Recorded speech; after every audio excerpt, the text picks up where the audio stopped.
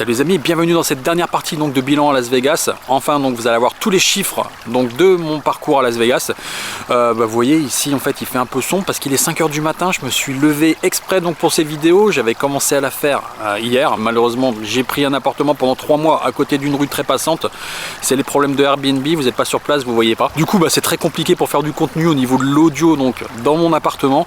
Et il y a une sorte d'écho, voilà, c'est pas très agréable. Du coup j'ai décidé de venir à côté de la piscine le moment qu'il n'y a pas trop de monde et je vous fais ça donc maintenant.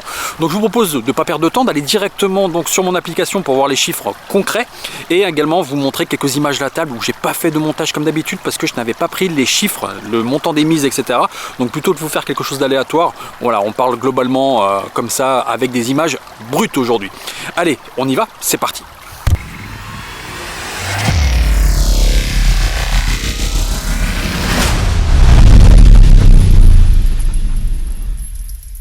Allez, c'est parti, on est sur mon application. J'espère qu'on n'aura pas trop de bruit donc à l'extérieur. Là, j'entends déjà un chien, c'est parti. Ça commence bien, vous allez me dire. Bon, là, je vais plus vous mettre les flèches. Hein. On va utiliser un peu le trackpad. Donc, je suis sur mon MacBook. Donc, la première session, donc avant de parler de la première session, on va regarder. Hein, j'ai mis des filtres. Donc, j'ai mis effectivement la date du 13 octobre au 24 novembre. On va voir session par session et après, on va voir donc le bilan global. Donc, on y va pour cette première session. C'est loin en fait. Donc 767 $. Donc là un peu comme un symbole, je vais vous montrer ça tout de suite en image. Donc cette paire de dames que j'ai eue est la première paire de dames que je gagne du séjour. Donc vraiment après je sais pas combien honnêtement, je vous ai dit 10 la dernière fois mais c'est peut-être plus, aucune idée. Mais c'était vraiment un chiffre assez hallucinant, j'en ai pas passé une et là je passe la première. Donc c'était un signe quelque part, donc vous voyez donc que j'ai buy-in 500 $. Donc je mettais même plus 600 parce que j'en avais un peu marre des setups à ce moment-là. J'ai cash out donc 1667 $. 10h33 de jeu. Donc ça a été une longue session, 73 $ de l'heure. On est parti donc avec ce stack, donc un joli petit stack qui fait plaisir. Et voilà, c'était une belle session. Le lendemain, on a fait encore mieux. Hein. On est parti donc avec 1967 $ de bénéfices. Donc on a joué 7h39 de temps pour 257 $ de l'heure. Donc là, vous voyez que je suis parti aussi sur des sessions qui se passaient plutôt de la nuit. Hein. J'ai commencé à 22h22 et j'ai joué jusqu'à 6h du matin. C'est vrai que moi, j'aime plutôt jouer la nuit. Déjà, en fait, pour moi, parce que je suis plus en forme la nuit. J'ai maintenant, depuis plusieurs années, j'ai un rythme de vie qui est plutôt basé sur la nuit, donc c'est vrai que je suis plus frais en général dans ces conditions. Et le type de population non plus n'est pas le même, hein, surtout à South Point. À South Point, en fait, on a plutôt des joueurs âgés qui jouent la journée, comme je vous disais, ces profils un petit peu qui cherchent en fait à faire un complément de revenus, donc des joueurs très sérieux, qui jouent très serré, où il n'y a pas beaucoup d'action, il faut grind. La nuit, on est quand même sur des profils qui sont beaucoup plus, qui se lâchent un peu plus, hein, on va dire, voilà. Grosso modo, c'est un peu ça. Donc au niveau des coups notoires, cette journée-là, on a eu ce coup par exemple où on voit vraiment que la réussite elle est là. Hein. Vous voyez, j'ai une paire de rois. Mon adversaire donc avait floppé brelan de 8 sur le flop et je touche mon petit 4% sur le turn. On arrive à toucher en fait le setup en plus. Et voilà, il a brelan de 8, je touche mon brelan de 8. La vie elle est facile quand ça se passe comme ça au poker. Hein. Il n'y a pas de mérite. Bon après j'ai pas pris un gros, j'ai pris un petit coup quand même. Hein. Le coup était quand même intéressant, je ne sais plus combien. Mais à la fin, voilà, on termine donc avec ce joli stack, un stack voilà, très très appréciable. Voilà, une session à 1967 $ sur des 2-3. On n'en a pas tous les 4 matins non plus, hein, il faut bien l'avouer. Donc on est plutôt content quand ça se passe comme ça. Le 16 octobre, donc il n'y a pas grand chose à dire. On a joué 11h26, un tout petit bénéfice de 71 $. Donc malheureusement, il y a eu des petits coups perdus comme celui-ci où je fais tirage couleur plus top pair. Mon adversaire donc à tirage couleur max, il m'envoie le tapis en fait. On va au tapis au flop. Hein. Et malheureusement, il touchera son carreau. Je touche mon carreau aussi, mais je n'aurai que seconde couleur. Donc c'est des petits coups. C'est des petits coups parce qu'il n'a pas grand chose, donc là encore une fois de plus, même dans le malheur, vous voyez, on limite la casse parce qu'il n'a pas un gros tapis. Donc c'est encore signe en fait d'un run qui est plutôt correct. Ensuite il y a eu cette journée du 18 octobre où vous allez voir en fait que j'ai fait 3 sessions. Donc la première partie de session ça a été 3h04 de temps de jeu. J'ai pas eu beaucoup d'action sur cette table. J'ai essayé vraiment de jouer en fait le mieux que je pouvais. Mais voilà, je me suis retrouvé perdant à 110 $. Il y a une deuxième session donc, où là il y a eu 1h46 de jeu, où là je me suis retrouvé sur la 1-2 parce que la table en fait la table précédente avait cassé. Et malheureusement il restait plus qu'une 2-5 qui était complète mais qui me semblait intéressante. Donc là du coup j'ai attendu le moment pour aller y jouer. Dès que j'ai eu une place, j'y suis allé et j'ai bien fait. Comme vous voyez en fait j'ai gagné 1613 $, donc en jouant de 7h19 à 9h46, soit 2h27 de jeu. Donc il y a ce coup qui est quand même intéressant. Donc là vous voyez, donc là j'ai une paire as au bouton. Il y a ce joueur donc, qui est avec la visière et donc les bras tatoués, donc qui est plutôt agressif, avec lesquels je me suis un peu amusé donc à être aussi agressif. Donc je les 3-bet 3-4 fois en l'espace de 2 tours. Il y a eu beaucoup d'actions, j'avais des mains en plus pour le faire, des sweetheads, avec des bons Broadway, et puis il avait vraiment des fréquences qui étaient trop énormes, donc je le jouais en fait en 3-bet.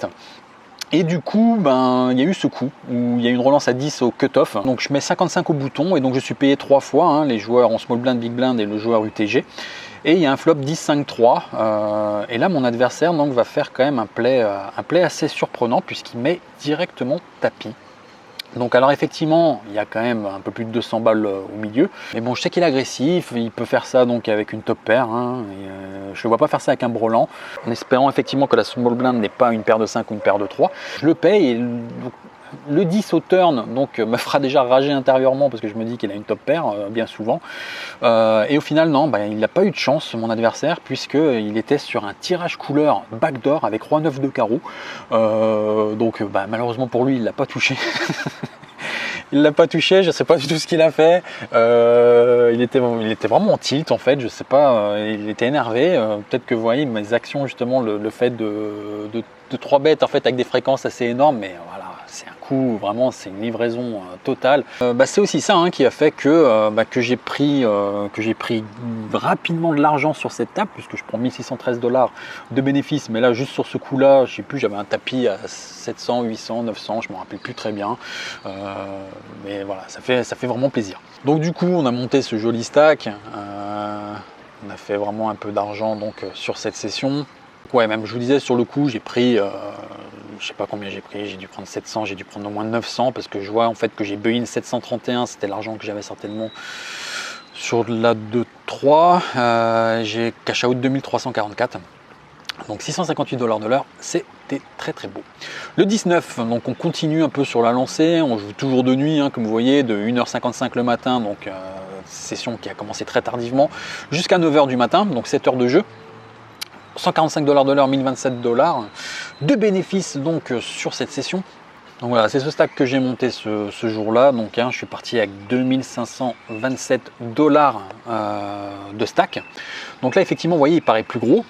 Donc là on pourrait croire effectivement que j'ai gagné beaucoup plus que 1027 $, mais au final ça s'est pas passé comme ça. Ici on peut voir que j'ai recavé à un moment donné, j'ai recavé un petit peu plus tard et j'ai recavé encore une troisième fois. Donc ça s'est mal passé au départ.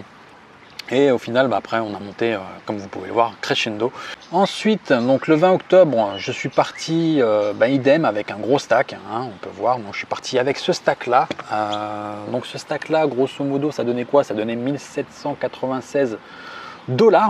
Mais vous voyez donc, le bénéfice, lui, n'était pas conséquent, puisque j'ai gagné 96 $ seulement. J'ai perdu beaucoup de coups au départ, j'ai perdu un gros coup à un moment donné avec une paire as contre une paire 8 en tête à tête. Malheureusement, il a touché son brelan. Il y a eu une grosse action avec un reg en fait, où on s'est beaucoup joué sur la dernière demi-heure, les 3/4 d'heure, une demi-heure. Soit c'est moi qui le 3-bet, soit c'est lui qui me 3-bettait. Donc il y a eu ce coup où j'ai floppé donc avec As-Dame donc le full. Et il y a un tirage couleur sur le board, j'ai mis une toute petite mise, j'étais payé et le reg a envoyé tapis. J'ai payé, le joueur lui restait pas grand chose derrière, donc il restait je sais pas 100 ou 200 balles, 100 balles à peu près, voilà même.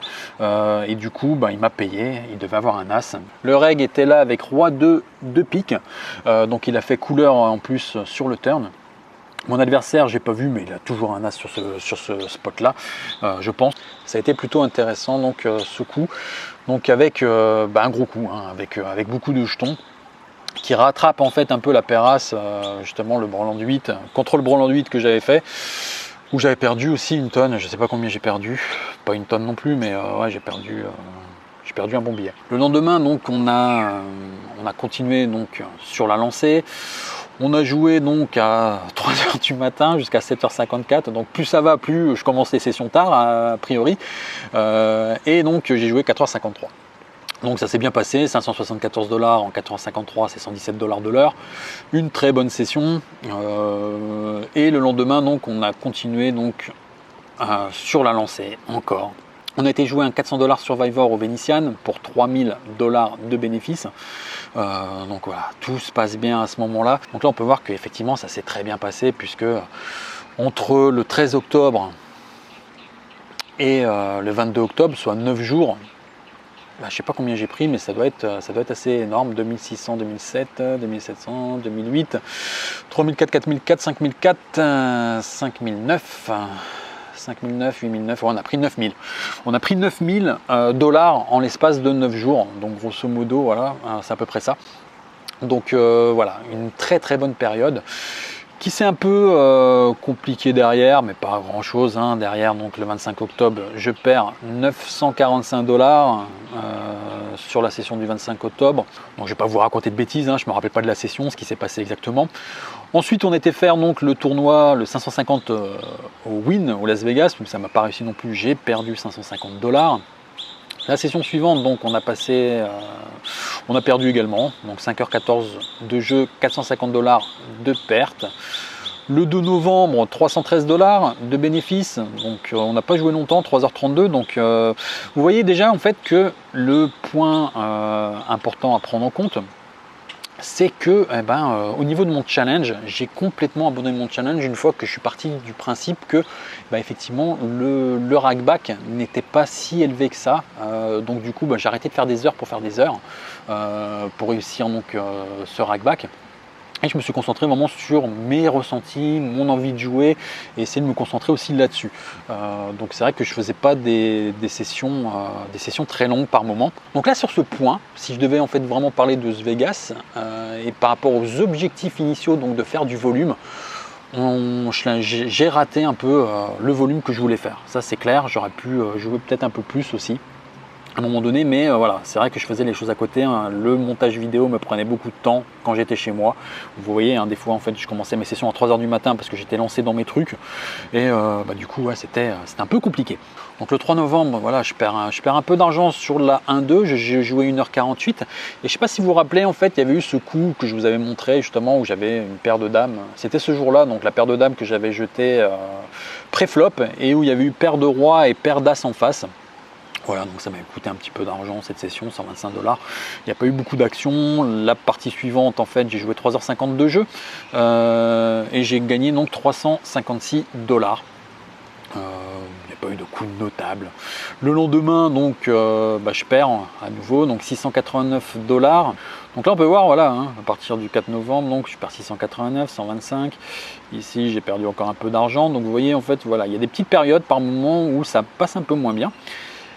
Et ensuite, on est remonté de nouveau hein, le 5 novembre où j'ai gagné 196 $. J'ai joué 9 heures de jeu donc au César Palace.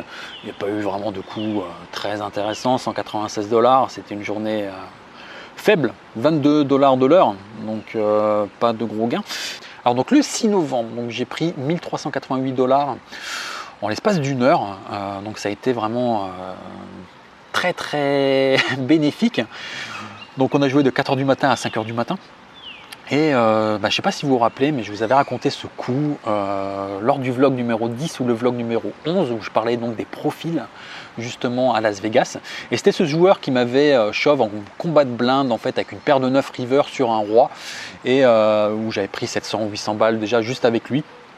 Donc ouais, ça a été tranquille et ensuite la table a cassé malheureusement. Donc on a changé de table. On a été joué tranquillement après en 1-3 parce qu'il y avait une table en fait qui était en 2-5 mais la table me semblait vraiment pas belle. Donc je m'étais dit que j'avais déjà fait j'avais fait ma journée et du coup j'ai été joué tranquillement derrière en fait en 1-3 pour essayer de gratter encore un petit peu. D'ailleurs j'ai pas beaucoup joué, 3h23. Après quand je dis j'ai pas beaucoup joué, j'ai pas beaucoup joué, oui, j'ai joué 4 heures dans la journée, mais pour un bénéfice de 1693, un truc comme ça, 1693 $, oui c'est ça, 1693 $ dans la journée. Donc c'était une très belle journée. C'est là où on voit quand même que les runs sont importants, Sur cette période-là, j'ai quand même run correctement. D'ailleurs, vous voyez, je vous ai montré donc lors du dernier vlog, je vous ai montré des coups où je déchattais. Quand je chatte et que ça se passe bien, je vous les montre aussi. C'est pas toujours que de l'exploitation, c'est pas toujours non plus que ça. L'exploitation, c'est vous allez en fait faire un peu de surplus, tout ça. Mais il y a des coups aussi où il va falloir prendre des gros coups avec des mains, quoi. C'est la meilleure façon et la façon quand même la plus simple de gagner de l'argent au poker, c'est d'avoir des mains solides et de toucher en fait des jeux qui sont plutôt conséquents et essayer de se faire payer donc par l'adversaire. Alors quand c'est des setups, bien évidemment, c'est beaucoup plus facile. Mais parfois, voilà aussi, c'est par rapport à vos manières de jouer des coups où vous allez vous faire payer par des choses qui sont quand même un peu surprenantes. Surtout quand vous montrez de l'agressivité. Des fois, c'est eux-mêmes qui vous font des livraisons, comme on a vu précédemment avec cette fameuse Perras. C'est notre joueur qui a raté son tirage couleur backdoor. Ouais, je sais, parfois je suis un peu moqueur. Ensuite, donc on a rejoué au Rio, donc on a fait, oui, c'était le jour où j'ai fait un satellite pour essayer de me qualifier pour le main event. Bon, ça n'a pas duré longtemps, 47 minutes, perdu 250 $, la structure était vraiment terrible. C'est la dernière fois que je fais un tournoi comme ça, c'est vraiment trop dépendant, trop dépendant des cartes, il faut vraiment trop chatter. 250 $ de perdu bêtement. Ensuite, donc, le lendemain, heureusement, j'ai rentabilisé à nouveau donc, mon Survivor au Vénitian. J'ai repris 3000 $ à ce moment-là. Ensuite, on a été donc joué le lendemain, ou le surlendemain même, au Source Point, donc, où j'ai pris 505 $ de bénéfices, 2h55 de jeu, 173 $ de l'heure, donc une session bonne pour le temps de jeu, c'était très très bien. Ensuite, le 13 novembre, je suis reparti au César Palace, donc j'ai perdu 82 $. On a joué 5h13 de jeu, 5h13 de temps de jeu, donc voilà, pas grand chose à raconter sur cette session-là. Je ne sais pas si vous entendez les oiseaux, mais là ça commence un petit peu à faire du bruit, j'espère que c'est pas trop dérangeant. Le 14 novembre, au Sauce Point, donc 219 $ de gain. 219 $ de gain, j'ai joué 5 heures de temps, pas grand chose à raconter sur cette session. Le tournoi donc au Vénitian où je fais de nouveau 1000 $ de bénéfices. Alors les 1000 $ de bénéfices, je ne sais pas si vous vous rappelez, c'était cette journée-là où j'avais joué le tournoi avec mon ami Alexandre et où j'avais fait la connerie en fait avec ma paire de dames que j'avais collé et que j'avais pas attendu sagement ce qui s'est passé. Et puis lui avait honoré son deal ce jour-là. Donc voilà, je tiens encore à le remercier une fois de plus pour avoir tenu ses engagements. Tout le monde ne l'aurait pas fait, c'est clair. Sinon, tac, ici, j'ai joué le 15 novembre. C'était juste après. J'étais tellement en colère en fait après moi, j'avais pas été en fait suffisamment efficace donc sur ce Survivor. J'avais manqué en fait de la value de l'argent et donc du coup j'ai enchaîné. Je suis parti donc déjà un petit peu, on est parti manger, je suis parti un petit peu me détendre, j'ai marché et je suis parti jouer ensuite. Donc j'ai joué de 9h49 le matin jusqu'à 17h le soir, donc après un Survivor. Donc là vraiment j'avais fait une journée où j'avais fait quelques heures, mine de rien, parce que le Survivor j'avais joué quoi? J'avais joué 7 heures déjà. Et là j'ai rejoué 7 heures derrière, donc 14 heures de jeu dans la journée. Et j'ai pris 744 $, une table qui était plutôt intéressante, pas de coup majeur à raconter, mais voilà, c'était encore une bonne journée. Donc du coup oui, sur la journée ça faisait 1744 $, une très très bonne journée. Le 17 novembre, 517 $. Là j'étais joué donc au Resort World, donc là j'étais avec un autre pote en fait qui m'a fait découvrir ça. On a joué que 2h09 de jeu. J'ai joué sur de la 1-3, donc j'avais buy-in 400 $ et je suis reparti avec 917. Donc plutôt intéressant. Bizarrement je n'y suis pas retourné, je sais pas pourquoi, parce que j'ai joué dans d'autres places, mais lors de mon prochain Vegas je pense que c'est un endroit où je vais essayer d'aller faire quelques sessions. Donc là j'essaierai de filmer également, de vous faire des images à la table. Là, j'avais pris quelques images au casino, mais j'en ai pas pris suffisamment puisque j'étais avec mon pote, on discutait, etc. Et c'est vrai que voilà, je n'avais pas suffisamment d'images. Je vais vous en montrer voilà, quand même quelques-unes. A priori, le casino ne marche pas autant que prévu initialement, mais c'est un joli casino, hein. J'espère vous le faire découvrir donc lors de mon prochain séjour. Ensuite, on est reparti donc au Venetian, refaire de nouveau ces tournois à 400 $ Survivor. Donc là, vous voyez que j'ai perdu 800 $. J'ai perdu 800 $ tout simplement parce que j'ai buy-in une première fois, j'ai bust et j'ai décidé de remettre une seconde boulette, mais c'est pas passé non plus. Donc on a perdu 800 $ au mieux de 400 $. Ensuite, on est reparti au Source Point. Donc là, on a joué 3h46 de jeu et on est perdant de 2 $. Donc voilà, autant dire break-even. 3h46 de jeu. Vous voyez, là, quand je regarde ça, j'ai perdu 2 $. Ouais. 4h17, oui, parce que voilà, c'est pour ça. J'étais un peu étonné justement des chiffres, 3h46, c'est que j'ai commencé à jouer à 4h17 du matin. Il y a des moments où j'ai vraiment pas de rythme. J'ai eu jusqu'à 8h parce que derrière, mais après, il y a les papilles du matin qui sont arrivés et la table devait vraiment être catastrophique pour que je parte au bout de 3h46. Mais plutôt que perdre mon temps et mon énergie, bah oui, je préfère partir que jouer avec des serrures et devoir grind comme un fou. Donc voilà, le 20 novembre, 600 $ de perte donc au Source Point. Donc là encore une fois, minuit 51 jusqu'à 4h48. Je me rappelle de cette session. Je n'avais pas joué très bien. J'avais fait en fait une erreur ou deux. Il me semble que j'avais fait un bluff ou deux en fait qui n'était pas bon. Je me rappelle plus. Pour être franc avec vous, j'ai pas noté les coups. La seule chose dont je me souviens, ouais, c'est que j'avais pas été bon ce jour-là. Autant il y a des moments, vous voyez, on prend des setups, des machins, etc. D'ailleurs, c'est pour ça que je suis parti. J'ai perdu juste une cave sur un bluff à la con, vraiment où j'étais pas content de moi. Et du coup, ouais, j'ai pas insisté. Je me sentais pas à mon niveau ce jour-là. Le lendemain, je suis parti au win. Donc là, je suis parti sur la 1-3. Donc j'ai buy-in 500, je suis parti avec 2008 $, donc avec ce joli stack. Donc là c'était aussi intéressant, il y a eu pas mal de coups, il y avait vraiment des bonnes dynamiques. J'ai fait des bons bluffs, j'étais vraiment content de moi ce jour-là, j'ai plutôt bien joué. Donc j'ai vraiment, vous voyez en fait entre la veille où j'ai fait un peu n'importe quoi et j'étais vraiment pas content du tout de mon jeu, le lendemain bah voilà, j'ai réussi en fait à tout de suite remettre mon niveau à flot. Et ensuite, voilà, on terminera donc par cette session à 659 $. Allons voir un petit peu ce que ça donne en résultat net. Donc on est vraiment voilà, sur encore une fois de plus du 13 octobre au 24 novembre, donc sur une période d'un peu plus d'un mois, 1 mois et 11 jours, quoi, grosso modo. Et donc on est à 16 104 $ de bénéfices. Donc autant dire vraiment, vous voyez, quand on compare par rapport aux résultats en fait précédents. On voit que déjà en cash game, on est parti donc sur un bénéfice net de 10 704 $. 5 400 $ de bénéfices donc également en tournoi. Donc en tournoi, voilà, hein, on va pas se mentir, j'ai vraiment bien performé. Donc forcément, ça donne des bons résultats. On a fait 28 sessions en cash game, on a joué 145 heures. Donc vous voyez que c'est pas non plus fou, 145 heures en 1 mois et 11 jours. Pour un bénéfice donc de 73 $ par heure, 71% de sessions gagnées, donc un gros taux au-dessus de ce que je fais habituellement, hein. Je tombe plutôt en moyenne aux alentours des 66% de sessions gagnées sur ma carrière, hein. Donc on est un peu au-dessus. En tournoi, donc on a fait 6 sessions, on a été payé en fait la moitié du temps. Et encore, on a été payé plus que la moitié du temps parce que dedans en fait j'ai mis également le tournoi à 250 $, donc ce fameux satellite où j'ai pas été payé. Donc il y a 6 tournois, mais en fait au final des Survivors il y en a eu 5 et j'étais payé 3 fois sur les 5, donc on est même au-dessus. En termes donc de global, donc on a fait 34 sessions, 6 sessions, 28 sessions de cash game, 6 sessions de tournoi.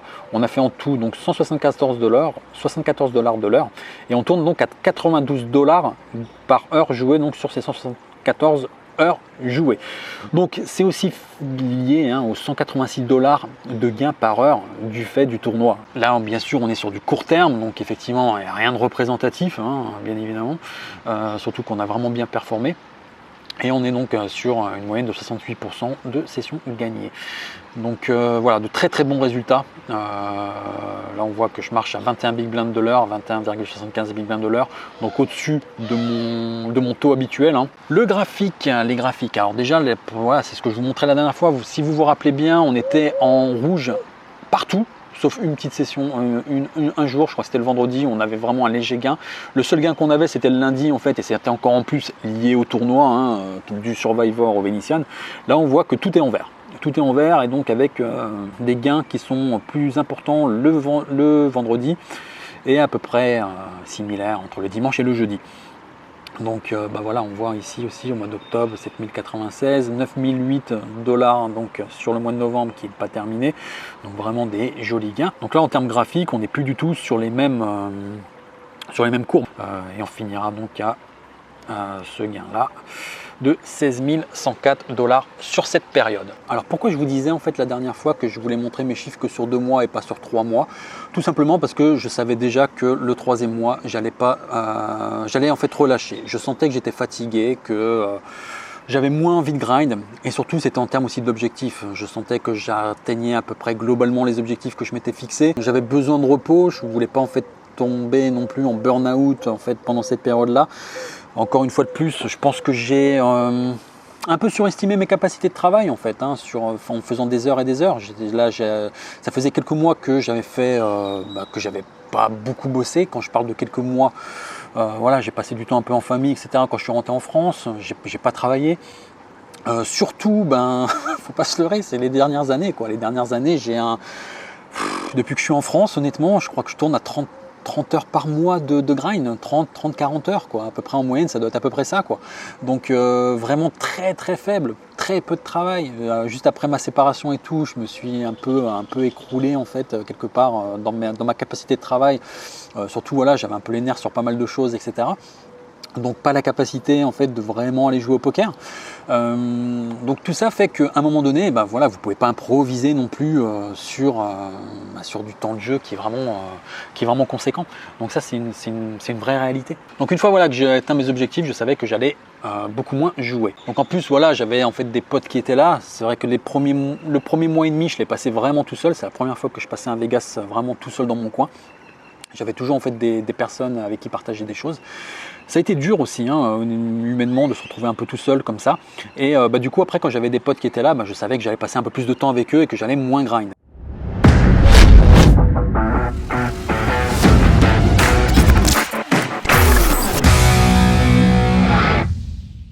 Donc maintenant, je vous propose de regarder donc le dernier mois, donc qui est le 24. On a pris du 24 novembre au 24 décembre par exemple. Je suis parti un petit peu avant, mais ça nous permet de voir concrètement ce qui a été fait. Et donc là, vous allez voir que on a joué vraiment très peu quoi. Comme je vous disais, on a fait 70 heures. Donc là, on a joué beaucoup moins. On est quand même en fait sur 21 sessions, 76% de sessions gagnées. On est quand même sur un win rate de 52 $ de l'heure, donc sur cette période-là. En tournoi, par contre, vous voyez, sur les Survivor, on a fait 2, on a joué 6 heures, et là on est perdant donc de 118 $ de l'heure. On a perdu 750 $. En cash game, on a gagné 3646 $. Et donc on est sur un gain total donc de 2896 $ sur cette période. Que dire de plus? Donc là en Big Blind Heure, ici donc on a 17 Big Blind de l'heure, donc on est en cash game. Donc on est au-dessus de ce que je fais habituellement, encore une fois de plus. Donc là on est plutôt en période de good run, j'imagine. Et on va regarder donc la totalité maintenant, donc sur ces 3 mois, grosso modo. Donc le 25 septembre, touc. Et voilà donc les résultats globaux. Donc en résultat global, on a gagné 17 087 $ donc sur cette période de 3 mois. On a gagné en net, profit net donc en cash game, 10 700 $, 6 350 $ en tournoi, et donc qui nous fait un total de 17 000 $. En termes de volume horaire, donc sur 3 mois, j'ai fait 302 heures de cash game à la table. Donc au final, on a terminé à 35,50 $ de l'heure. 70% de sessions gagnées. En tournoi, donc on est descendu à 36%. Donc encore une fois de plus, il y a le tournoi donc au Rio sélectif, donc il faudra enlever. Donc j'imagine qu'on est à 10 tournois pour 4 places payées. Donc on doit être à 40% en fait, 40% de win rate en Survivor. En tout, donc on a travaillé 348 heures à la table, tournoi cumulé plus cash game, donc avec un win rate donc, de 49 $ par heure joué. Alors qu'est-ce qu'on peut voir sur ces chiffres? Donc, 348 heures sur des périodes de 3 mois habituellement. Je suis donc sur mes 2 dernières périodes de 3 mois, je faisais 400 heures. Donc voilà, en gros, je suis à peu près à une moyenne de 400 heures sur 3 mois, sur les 2 derniers Vegas que j'ai fait. Là, on voit que j'ai fait 52 heures de moins quand même. Donc 52 heures de moins sur 400 heures, c'est quand même conséquent, puisqu'on est à plus de 10%. On doit être à 12% à peu près, une connerie comme ça. Du coup, voilà. Qu'est-ce qui explique ça? C'est tout simplement voilà, une fatigue excessive pour moi vraiment sur ce Vegas. Pour moi vraiment de loin ça a été le Vegas le plus fatigant. Alors comme je vous disais, voilà, il y a plusieurs raisons à ça. Hein. Déjà ce qui est sûr c'est que voilà, toutes mes activités annexes ont fait que voilà, je prenne du temps en fait en dehors des tables pour faire autre chose, donc qui m'épuise également à côté, donc qui me demande un petit peu plus de repos aussi derrière. Donc effectivement faire des vlogs, me former également justement un petit peu au vlog, etc. Ça me prend également du temps. Donc voilà, je pense que c'est les principales explications. Donc une grosse fatigue également. J'ai pris 6 jours carrément à un moment donné. J'ai fait une pause de 6 jours, donc ce qui est énorme. Donc voilà, vraiment un bilan mitigé sur le volume horaire, mais en même temps, voilà, faut accepter que je ne suis pas euro, que pendant des années, en fait, j'ai pas fait vraiment beaucoup de volume. Accepter également que c'est mon objectif vraiment principal pour 2022, accroître ma capacité de travail, vraiment faire du volume, gagner dans l'efficacité, etc. Que ce soit au niveau donc de ma nouvelle casquette quelque part justement en fait de créateur de contenu en coaching, créateur de contenu en fait sur YouTube. Donc tout ça c'est des choses qui vont prendre du temps et sur lesquelles je vais me concentrer. Je vais essayer de faire vraiment du contenu régulier par rapport à tout ça. Donc voilà, ces petits bilans permettent aussi de prendre conscience des choses. Ce qu'on peut voir également donc c'est qu'en 3 mois j'ai investi quand même 51 000 $ en cash game. Donc il y a eu un investissement de 51 000 $. En tournoi, j'ai investi que 4 750 $. Donc on voit en fait quand même qu'en cash game, l'investissement que vous faites sur vous-même, puisqu'à chaque fois que vous posez de l'argent à la table, vous investissez sur vous-même. Et les sommes sont quand même assez folles. Donc vous voyez qu'en fait juste sur une période de 3 mois, on investit quand même 51 000 $ sur soi, ce qui est des sommes en fait quand même élevées. Et là encore, on n'est que sur de la 2-3. Donc imaginez si vous commencez à jouer en 2-5, etc. C'est beaucoup plus conséquent. Encore que, voilà, je mets un bémol sur ce que je viens de dire, puisque là je jouais donc sur de la 2-3, mais avec des caves à 600. Donc des caves à 600 qui étaient plus élevées que par exemple si j'allais jouer en 2-5 au César Palace où j'aurais mis que 500. Donc tout est relatif quand même dans mes propos. Mais en termes de volume de sessions, vous voyez par exemple là on a fait 6 fois moins de sessions donc de tournois que de cash game. Mais même si on multipliait par 6, 4750 par 6, on va même arrondir à 5, ça ferait 30 000 à peu près $ d'investissement.